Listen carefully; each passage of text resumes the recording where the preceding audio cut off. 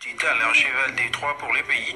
Les techniciens de la télécommunication et informatique font une révélation selon laquelle les serveurs utilisés par la SCPT pour gérer la fibre optique de la RDC a été installé par une société privée basée à Kigali.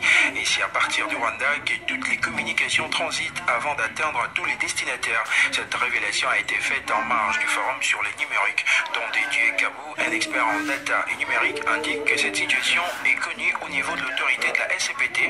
Il conseille à l'autorité publique de s'investir dans l'installation d'un serveur autonome ici à Kinshasa pour éviter le piratage massif des communications en provenant et à destination de la RDC, dont Dédié Kabou au micro de Walter Akoui.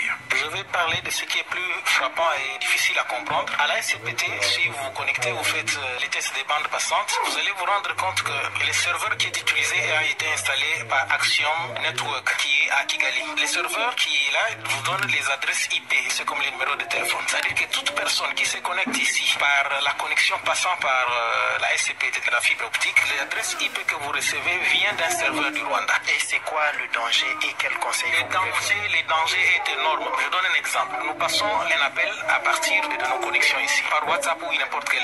Les serveurs qui gèrent le numéro par lequel sa connexion est reconnue de l'autre côté, c'est un serveur du Rwanda. C'est-à-dire que l'information passe d'abord au serveur du Rwanda, après ça atteint la personne cible. En termes même de mise en écoute. Et ils peuvent avoir toutes les informations de toutes nos communications que nous faisons. Est-ce que la SCPT le sait? Oui. Nous interpellons les autorités de l'État. Nous ne pouvons pas continuer à être infiltrés jusqu'à ce niveau-là. Il faudrait que l'État, les autorités aient la bonne information. S'ils veulent douter, ils peuvent aller simplement à la SCPT. Ils trouveront que les serveurs qui font les routages, c'est les serveurs du Rwanda qui font fournir, contrôlent nos connexions entrantes et les connexions sortantes. Combien peut coûter ce type de serveur? Il suffit seulement qu'on installe un data center. Pour les pays, ça ne coûtera rien. Sous environ de 3 millions et 5 millions de dollars américains. Il peut créer son data center avec les serveurs qui va se faire du routage pour gérer la communication et des bandes passantes qu'il vend aux télécoms et des connexions qu'il va fournir lui-même à la population ou bien aux services de l'État.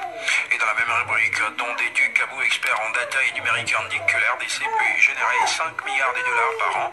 L'argent que gagnent aujourd'hui les sociétés